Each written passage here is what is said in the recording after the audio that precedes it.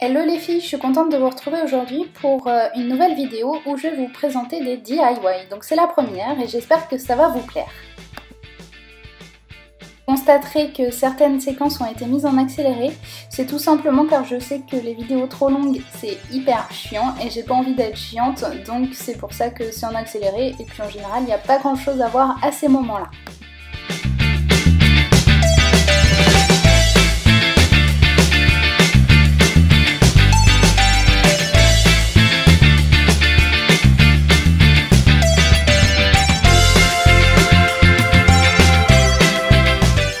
Donc on commence par un arrobase personnalisé, donc il nous faut l'arrobase, moi je l'ai trouvé chez Leclerc, de la peinture, des pinceaux et puis des strass différents, après vous verrez on les utilise ou non. Bien sûr j'ai commencé par protéger ma table et puis je vais commencer à peindre mon arrobase, donc moi là j'ai envie de le faire en rose fuchsia. Donc je peins bien tout mon arrobase et je n'oublie pas de passer sur les bords intérieurs et extérieurs. Je n'oublie pas non plus de le retourner pour faire les deux côtés. Donc j'attends quelques minutes que ça sèche et je viens passer une deuxième couche et je laisse sécher cette fois-ci une bonne nuit. Quand l'arrobase est bien sèche, je peux venir poser mes strass. Donc moi c'en est que j'ai trouvé chez Cultura à l'époque. Il y a des autocollants et ils font pile poil la taille de mon arrobase, donc c'est nickel. Je les positionne où j'ai envie sur ce dernier.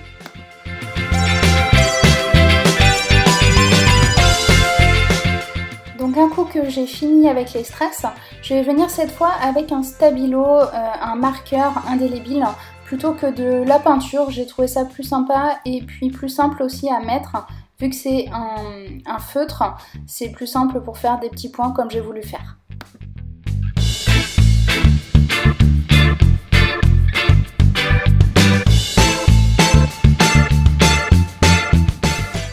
Voilà, donc des points d'un côté et puis de l'autre côté, je vais venir simplement faire le tracé du arrobase car c'est le côté que j'ai envie qu'on le voit le moins parce que déjà il est dans le mauvais sens et puis c'est sûrement le côté où je vais le poser. Et voilà, notre arrobase personnalisé est terminé. Donc moi je l'ai fait comme ça, mais après vous pouvez changer de couleur, de customisation. Après vous mettez ce que vous voulez dessus et c'est plutôt sympa. On passe maintenant au pot à crayon. Donc moi je l'ai trouvé chez Leclerc. Je vais utiliser de la peinture, du stripping tape et puis des pinceaux. Donc je commence vraiment par peindre toute ma boîte.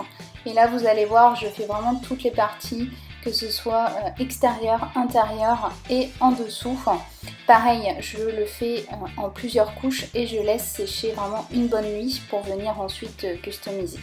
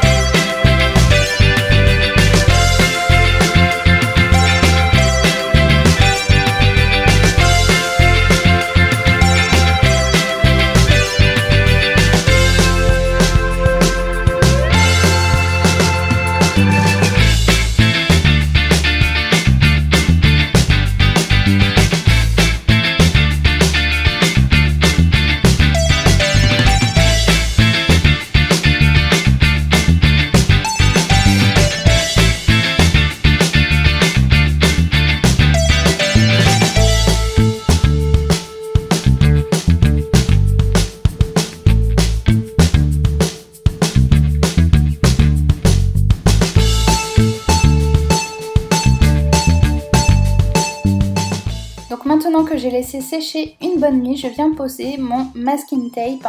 Donc là je le pose vraiment comme j'ai envie, comme bon me semble, en fonction de ce que je veux comme résultat sur mon pot.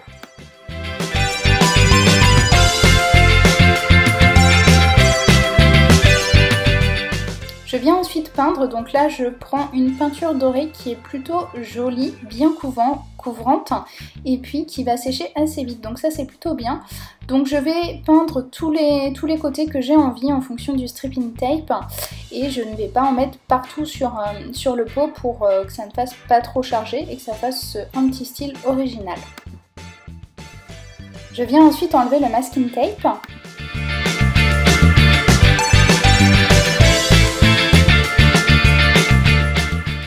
Donc si besoin, s'il y a eu un bug comme ici par exemple, il suffit de venir rajouter un petit peu de peinture. Et voilà, notre joli pot à crayon est terminé. Maintenant, il ne suffit plus qu'à mettre les crayons, les stylos, etc. Moi, j'ai décidé de mettre tous mes marqueurs permanents que je ne savais pas où mettre et qui étaient dans un sac plastique tout moche.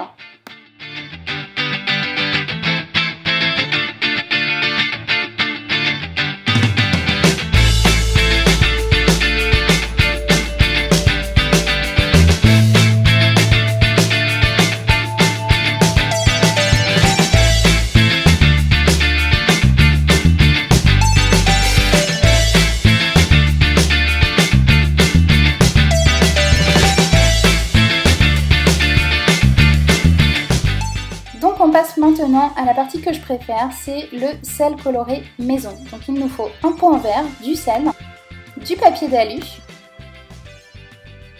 des feutres normaux, donc moi c'est des fins mais le mieux c'est d'avoir des gros, et enfin un ruban, donc moi je l'ai piqué à une glossy box. Donc je prends mon matos et c'est là que ça devient intéressant. Du côté non brillant du papier d'alu, je vais venir colorier avec un feutre. Je viens ensuite déposer du sel, donc comme vous pouvez le voir, le sel au fur et à mesure qu'on le dépose commence déjà à prendre la couleur bleue du feutre. Puis je viens mélanger avec mon doigt, donc là je mélange jusqu'à temps que tout le sel devienne de couleur bleue. Bon après je vous avouerai que les doigts sont pas toujours très propres, mais pour les enfants n'hésitez pas à leur donner une cuillère ou quoi pour qu'ils puissent bien touiller et que ça prenne la couleur. Je viens ensuite donc tout mettre dans mon pot et puis ainsi de suite. Donc moi j'ai décidé de prendre plusieurs couleurs mais pas énormément non plus. Et puis aussi d'utiliser du sel blanc tout simplement. Donc on répète l'étape pour toutes les couleurs que l'on veut jusqu'en haut du pot. Quand le pot est rempli, on vient le fermer. Donc voilà le résultat, ça fait des petites vagues. Pour habiller mon petit pot, donc je viens mettre un bout de ruban et puis faire un petit nœud. Donc moi c'est un ruban que j'ai pris dans une glossy box tout simplement. Je viens faire mon nœud et puis je viens couper l'excédent de fil.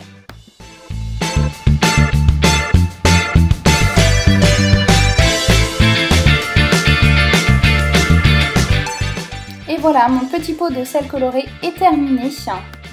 Sachez que l'on peut en faire dans tout type de pot ou de forme en verre. Et surtout perso, je le fais toujours au feutre et non à la craie car ça tient bien plus longtemps les couleurs. Voilà, cette vidéo se termine. J'espère que ces DIY vous auront vraiment plu. Si c'est le cas, surtout mettez-moi des pouces en l'air. Ça fait super plaisir et comme ça, je verrai si je vous en fais d'autres ou non. Laissez libre cours à votre imagination. Continuez à vous abonner à ma chaîne et à mes réseaux sociaux. Comme ça, vous resterez au courant de toutes mes actualités. Sur ce, je vous fais des gros bisous et je vous dis à très bientôt. Et surtout, si tu as regardé la vidéo jusqu'au bout, jusqu'ici, laisse-moi un commentaire. Bisous, bye bye!